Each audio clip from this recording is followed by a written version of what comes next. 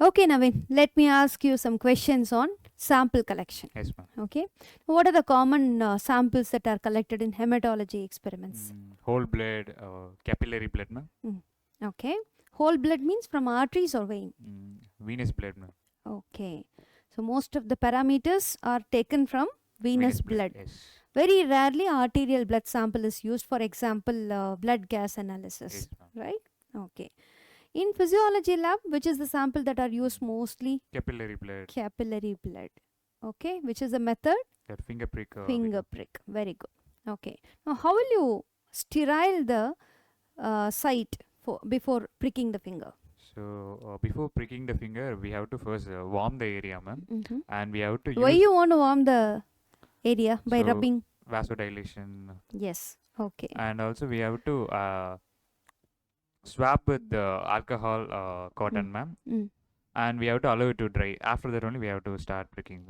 Okay. So only after dried, the Yes, site ma'am. is dried, the effective asepsis will be obtained. Yes, That's why we are allowing it to dry. Okay.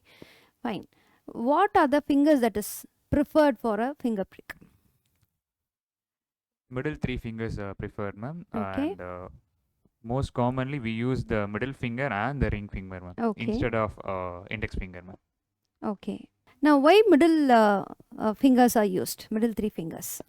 Because the middle finger they have a separate bursa and they have the deep tendon and it has more pulp spaces and more capillaries are seen in that area, ma'am. Okay. So what about the thumb and the little finger? So thumb and the little finger they have the common bursa which is connected to the forearm, ma'am. Okay. So if any case any infection, it can spread to the forearm also, ma'am. Okay, very good. Okay. So you have collected the venous blood sample and you have centrifuged it. Okay. Yes, ma'am. What is the layer that is settled in the bottom? What is it made up of? RBCs. RBCs. Okay. So what can you infer from that? Hematocrit. Hematocrit. Very good. Okay. And on top of that RBC, there will be a thin layer formed. Buffy coat. Buffy coat. What is it made up of? It's made up of WBCs and platelets, ma'am. Okay. So what color it will be? White color. It's somewhat muddy white in color. Yes. So any information regarding the platelets and the WBCs can be taken directly from that Buffy coat. Yes, ma'am. Okay, it's called as Buffy coat analysis. Yes. Okay, fine. What are the anticoagulants that are used in vitro? EDTA, trisodium citrate, double oxalate, and sodium fluoride. Okay.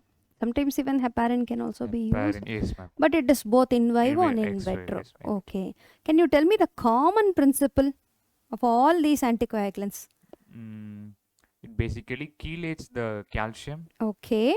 So thereby it prevents the clotting mechanism. Yes, it removes the calcium totally, which is actually very much needed for coagulation to occur. So that's how it acts as an anticoagulant. Okay. Okay, fine. Good. We'll go to the next experiment. Yes, ma'am. Okay.